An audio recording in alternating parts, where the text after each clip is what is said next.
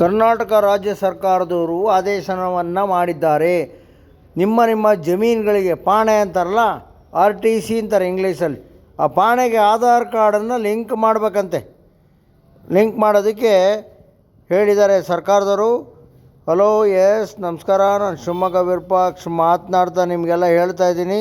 ನಮ್ಮ ಆಫೀಸಿಗೆ SDP service ಸೆಂಟ್ರಿಗೆ ತುಂಬ ಜನ ಬಂದು ಪಾಣೆಗೆ RTCಗೆ ಲಿಂಕ್ ಮಾಡಿಕೊಡಿ ಅಂದರು. ನಮಗೆ ಕೊಟ್ಟಿಲ್ಲ.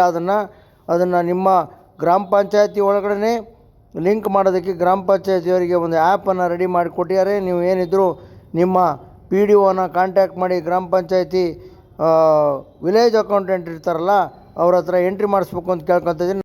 SDP ಸರ್ವಿಸ್ ಸೆಂಟ್ರಿಗೆ ಸನ್ಮಾನ್ ನಿಧಿ ದುಡ್ಡು ಬಂದಿಲ್ಲ ಅಂತಂದರೆ CSCನಲ್ಲಿ ನೀವು ರಿಜಿಸ್ಟರ್ ಮಾಡಿಸ್ಬೇಕು. ಅದ್ರಲ್ಲಿ KYC ಮಾಡಬೇಕು, ಆಧಾರ್ ಕಾರ್ಡ್ KYC ಮಾಡಬೇಕು. ಇದ್ರೆ ತಗೊಂಬನ್ನಿ. ದುಡ್ಡು ಬಂದಿಲ್ಲ ಅಂದರೆ KYC ಮಾಡಿಕೊಡ್ತೀವಿ. ವಿಡಿಯೋವನ್ನು ಎಲ್ಲರಿಗೂ ಶೇರ್ ಮಾಡಿ.